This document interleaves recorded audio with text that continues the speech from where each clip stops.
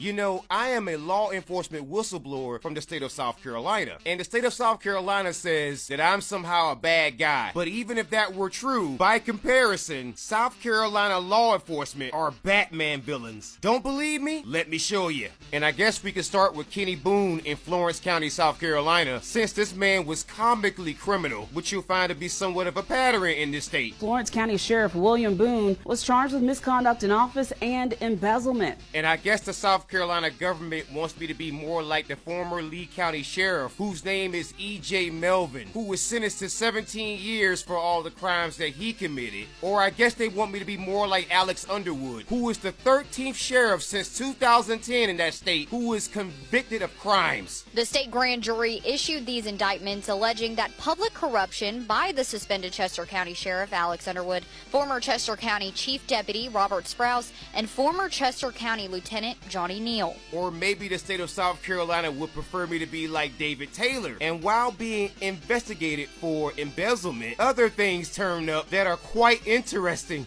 And oh, I guess I could be more like the former Berkeley County Sheriff, whose name is Wayne DeWitt, and have to plead guilty to crimes. And hey, what do you know, I could be like former Greenville County Sheriff Will Lewis and have multiple mugshots out there, because you know, that is just a symbol of accountability. Former Sheriff Will Lewis here out of Greenville County.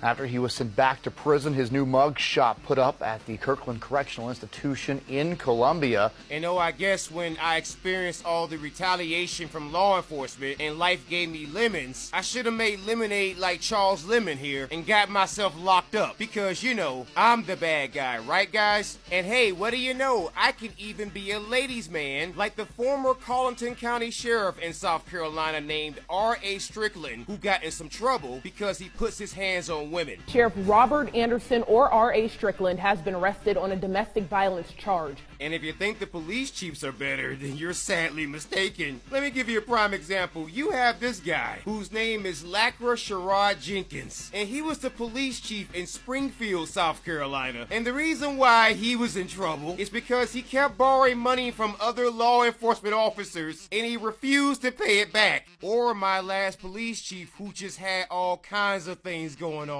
Former Columbia Police Chief Randy Scott in trouble once again after failing court-ordered drug tests.